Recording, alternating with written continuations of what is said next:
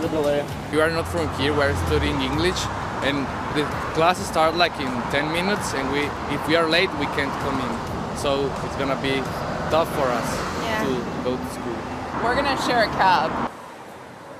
Some frustrated transit users, and it appears that frustration is here to stay, at least for now. Welcome to Focus BC. I'm Neetu Garcha. Thanks for joining us. The Metro Vancouver transit strike continuing, and with no plans for the two sides to meet, there is still no end in sight to this bitter labor dispute.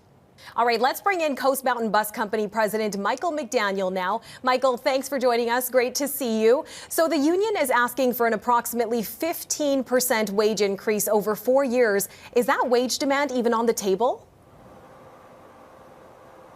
Well, right now, Neetu, obviously that is what they have put in their proposal. Our proposal sits at 12.2% for skilled trades over 4 years and 9.6% for transit operators over 4 years, which again, as a reminder, that is ahead of the rest of the public sector in British Columbia today. We do feel it is a fair and reasonable offer, but of course we're not done bargaining yet. The union did walk away from the table last week. We have formally invited them back to the table. They have yet to accept that positively. So you haven't ruled out a 15% wage increase over 4 years? Well, Neetu, we really haven't ruled out anything necessarily. We do still have to have a fiscally responsible deal that we get done, one that doesn't compromise expansion as we go forward over the next 10 years. The number one thing that we've heard from this region is it is overcrowded.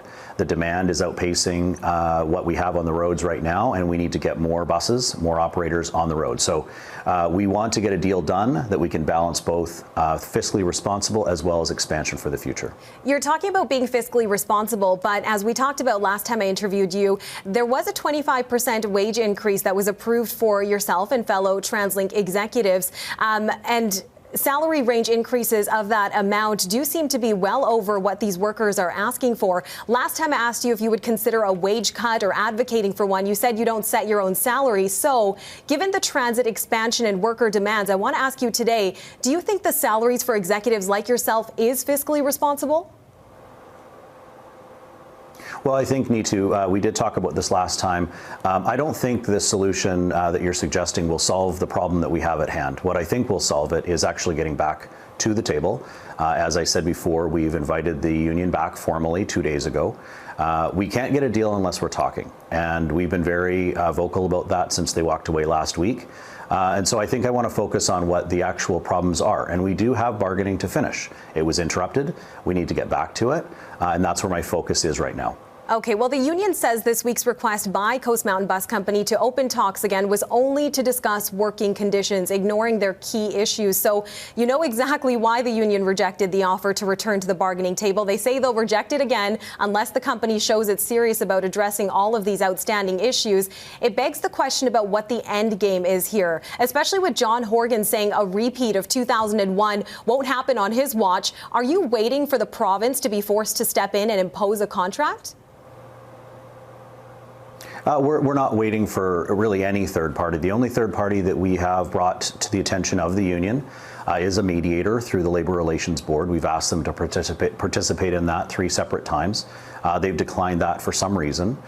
We do want to get back to the table to talk about working conditions. They have told us that it is one of their #1 issues, and we have made some progress over the last number of days internally here. We have some new language, we have some new ways to work through it, but we need to sit down with them and talk through that so that we can reach an agreement on working conditions. They have said that is one of their #1 things, and we want to get back to that as soon as possible. Well, Michael, speaking of working conditions, bus drivers have described their working conditions as having little to no time to eat or at times use the washroom and poor maintenance of those washroom facilities that they use.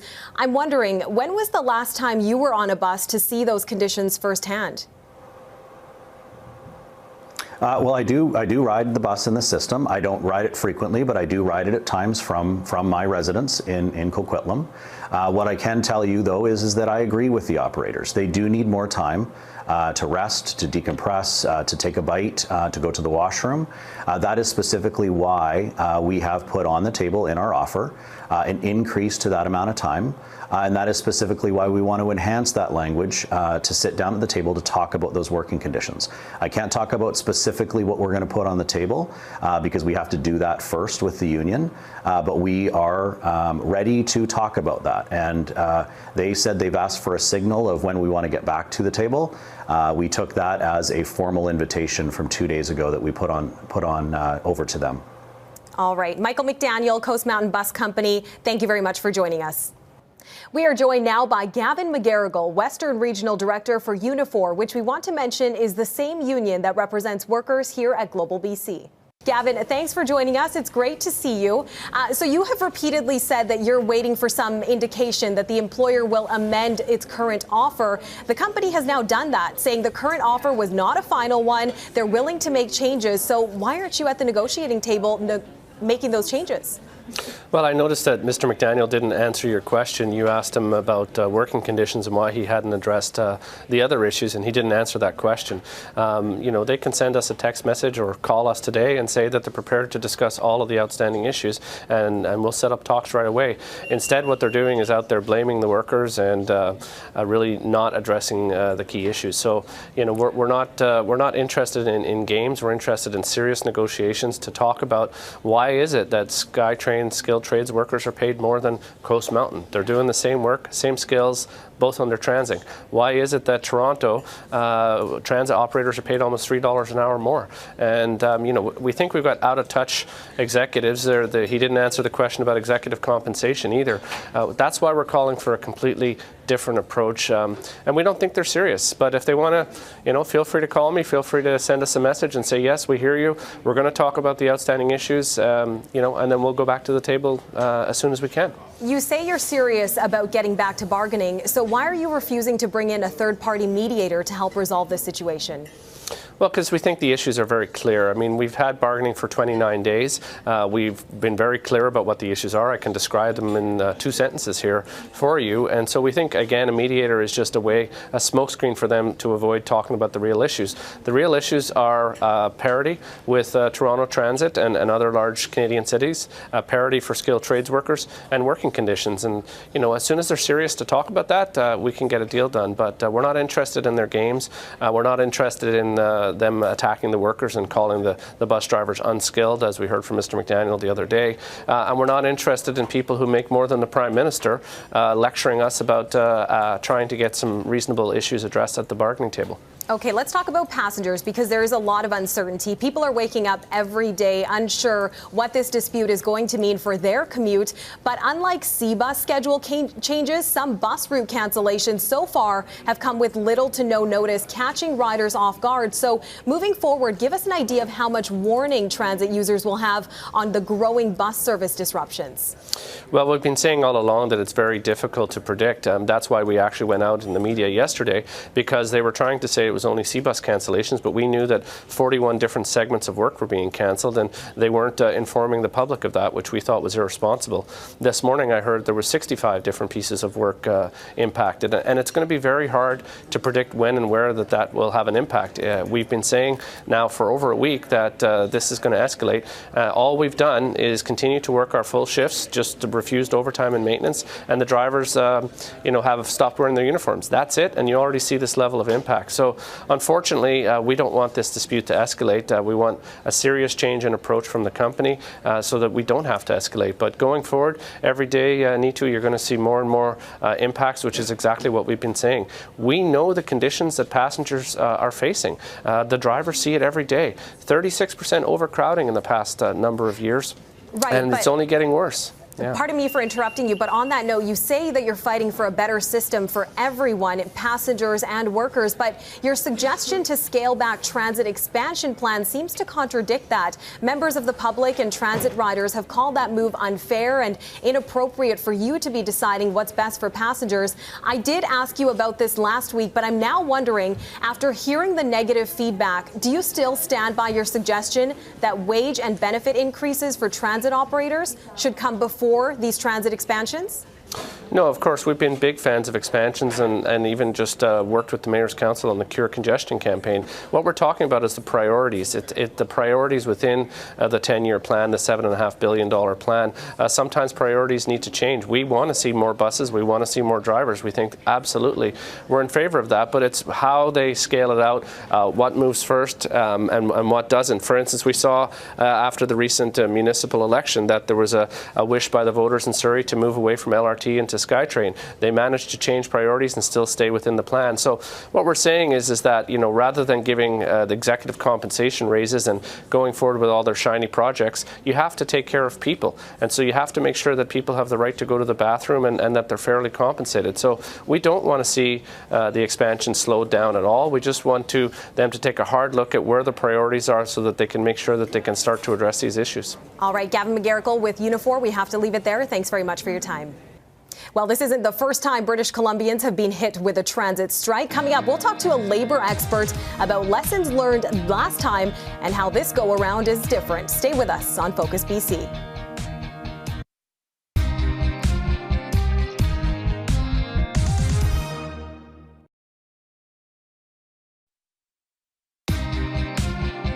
You're watching Focus BC on Global. Welcome back to Focus BC. Well, the ongoing Metro Vancouver transit strike may be familiar to some commuters. Back in 2001, a labor dispute dragged on for months before the then Liberal government ordered them back. So were there any lessons learned from that dispute, and how are things different this time around? Well, let's bring in Sauder School of Business labor expert Mark Thompson. Mark, thanks so much for joining us for this analysis. It is great to see you. So you heard both sides talking on our show earlier. They are clearly still very far apart, with almost $500 million between them. How do you get these two sides to the table? The first thing is to remember the first rule of collective bargaining, which is not to negotiate through the media, which is what they're doing now. Secondly, each side says, well, this is our current position, but it's not our final position. So there's certainly room to move. The last strike dragged on for months. It occurred during the summer, in a very nice, mild summer, as I recall. And by the end of the summer, I think everybody was tired, including the strikers. So the government imposed arbitration to bring about a settlement. The union didn't do very well out of that, so you can understand why they're a little reluctant to try it again. But the union is now, as before, having gradual escalation of pressure. Most buses are running. There's been some C-bus sailings canceled, but this is not a really heavy sanction that the union is imposing. Now, Mark, you did mention that the last strike happened during the summer months. We are now entering the cold winter months, and the region has seen record ridership. The climate crisis is front and center, and classes are in session. So I want to ask you, compared to 2001, how different are things this time around, and how much worse could a full-out walkout be? I think a full-out walkout would be unacceptable to the government. And I think Mr. Horgan has said as much. Basically, the government has stayed out of this, which is the right thing to do, in my opinion. But given the increase in the ridership and the season and what have you, I don't think that a full shutdown would be tolerated, which is why the union's avoiding it. Now, in terms of mediation, then, that has been one option that's been proposed. Is there a clear winner if a mediator is appointed to help resolve this dispute? No, there's not a clear winner. Neither side wants to be the one asking for mediation because it kind of looks like they're weak. But once the process starts, the mediator is going to work very hard at trying to bring the parties together. And each side will say, oh, this is too much or it's not enough. And they'll be complaining, which probably means the mediator is doing a good job. Right now, Coast Mountain Bus Company has suggested bringing in a mediator. The union has rejected that multiple times. I'm wondering if there's a clear benefit to Coast Mountain Bus Company over the union to bring in a mediator. I think the issue from the union's point of view, and just listening to Mr. McGarrigle, is the items that are on the table. The company said, we're prepared to mediate wages and some other things, but not the working conditions that are very important to the union and its members. Right. Can you walk us through what tools the Labour Minister has at his disposal in a situation like this? Well, the Labour Minister can appoint a mediator or a special inquiry, I think it's called, to have a neutral take a look at things. Sometimes they make recommendations. More often they don't. The minister behind the scenes can urge, shall we say, the parties to get together without making a public statement on that. And ultimately, the Labour Minister can recommend to the Executive Council that back to work legislation be imposed. But that's a last resort, and they're a long way from that. Absolutely. Now, this has all the hallmarks of what could be a very long, months-long dispute. As this drags on, who has the most to lose? Does time potentially weaken the union's position here? Unions usually do better with short strikes, but with transit, it's a little difficult to predict. I mean, if there's a total stoppage, which I don't see coming anytime soon, then you might say the union members are losing their income. But the union is cognizant of its place in the public opinion, and so they're being very gentle in their pressure tactics. Mark Thompson, we appreciate your analysis. Thank you very much for joining us. You're welcome, Neetu. Now, the transit strike isn't the only labor dispute unfolding in the province right now, putting the Premier in a difficult position. The question is, will the government act, and when? That's coming up next. Stay with us on Focus BC.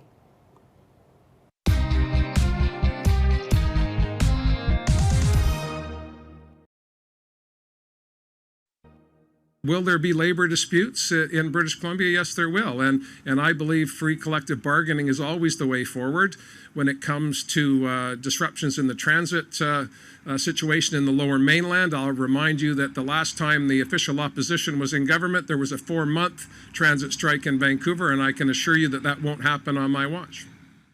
And as you just heard, the Premier is promising he will act if this strike does drag on. But the big question remains, when will that happen? Welcome back to Focus BC. Let's bring in our Legislative Bureau Chief, Keith Baldry now.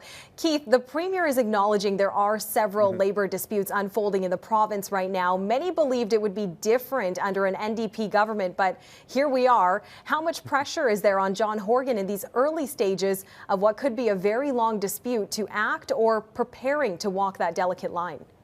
I don't think there's a lot of pressure just yet, but you can be sure as the dispute in transit escalates, so does the pressure on the Horgan government to act in some fashion. You asked Mark Thompson about what's at the Labour Minister's disposal in terms of tools. He's got about 4 or 5 entry points, as Mark mentioned, mediator, special mediator. The minister can also require the employees in transit to vote on the management's offer.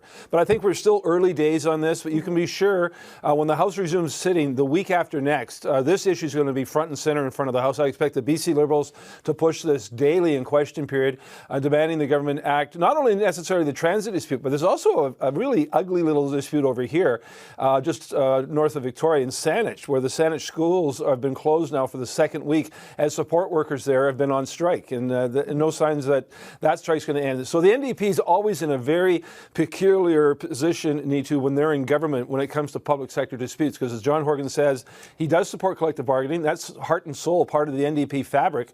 But also, once you're in government, you're going to make some hard choices. The public doesn't like extended public sector strikes because it deprives them of services that they pay for. And that's why I don't think you're going to see a transit dispute be able to be stretched out much longer, or in terms of if it really does escalate and the number of people impacted becomes bigger and bigger and bigger every day. Right. As you said multiple times, these are very early stages. But if the Premier does end up intervening, what could that mean for him politically, given where his support lies?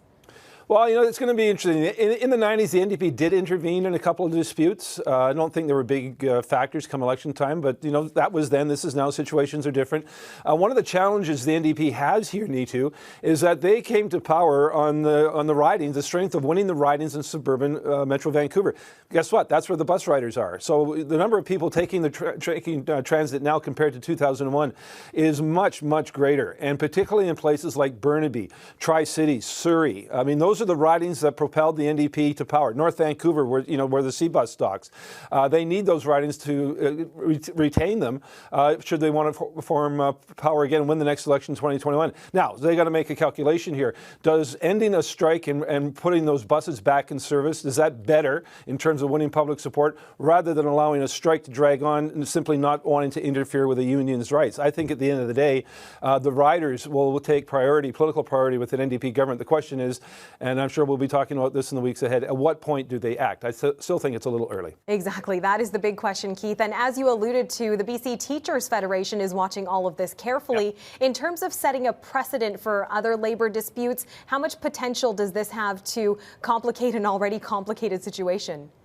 Well, I can see the BCTF leadership almost rubbing their hands with glee here, because the offer from the company from Coast Mountain exceeds that of what's on the table for the BCTF. So the BCTF is covered by the government's negotiating mandate, which is set out, and it's 2% plus 2% plus 2% over 3 years, maybe a little shading around the edges. It has to work out to about 6 to 7% over 3 years. The bus company is offering 12% over 4 years. That's 3% plus a year. That's far more than the TF is looking for. Even though the bus company and Unifor are not covered by the same mandate, that distinction may be lost on a lot of people, because they don't see much difference between teachers who are performing a public service and bus drivers who are performing a public service. They're both paid for by tax dollars, albeit tax dollars coming from different directions. So I don't think the government's going to be sympathetic to the TAF's arguments, but it's going to make, I think, the TF deal harder to negotiate if the government actually imposes a contract that pays the union, the Unifor, substantially more money than what they're willing to pay BC's teachers. Right. Now, Keith, I did ask Mark Thompson this question as well. We have repeatedly brought up the last full-scale strike, which was back in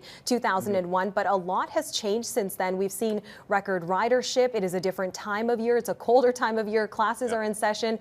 How much different or even worse do you think it could be this time? Oh, I think it would be substantially worse if there was a full withdrawal.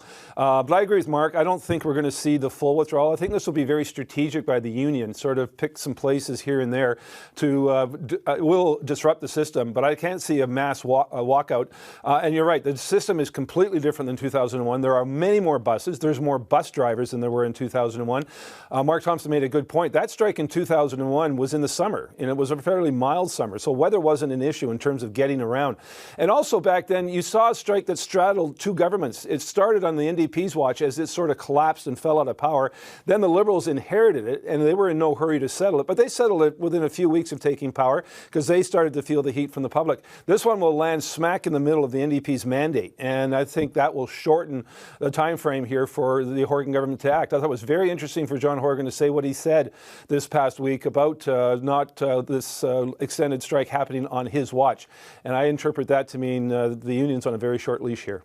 We'll be watching it all very closely. Thanks very much for your analysis, Keith. Appreciate it as always. All right, that is all the time we have for this episode of Focus BC. My thanks to all our guests for joining the discussion. I'm Neetu Garcha. Thank you for watching.